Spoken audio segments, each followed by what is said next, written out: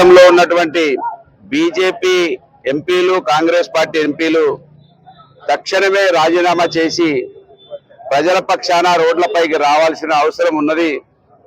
మీకు నిజంగానే ఈ రాష్ట్రంలో ఉన్నటువంటి రైతుల పట్ల అవగాహన ఉండి ఉంటే కేంద్ర ప్రభుత్వం తీసుకున్నటువంటి నిరసనకు వ్యతిరేకంగా తక్షణమే 8 మంది కాంగ్రెస్ 8 మంది బీజేపీ ఎంపీలు రోడ్డు మీదకి రావాలి.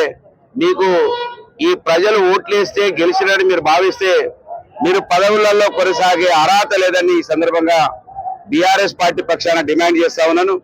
రేవంత్ రెడ్డి గారు ఈ సమాజానికి రైతు లోకానికి జవాబు చెప్పాలి.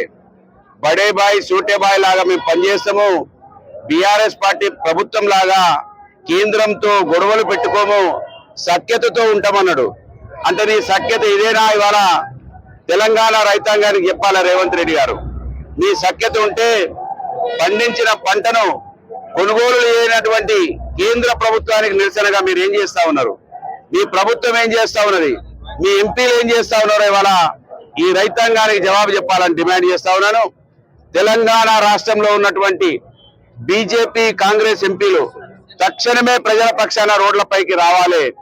రైతులు చూస్తా ఉన్నారు, ఇప్పుడు మిమ్మల్ని అడగరు కావచ్చు, సమయం వస్తే కర్రు కాల్చి వాత పెడతారనే విషయాన్ని గుర్తుపెట్టుకోవాలని బీఆర్ఎస్ పార్టీ పక్షాన డిమాండ్ చేస్తా ఉన్నాను.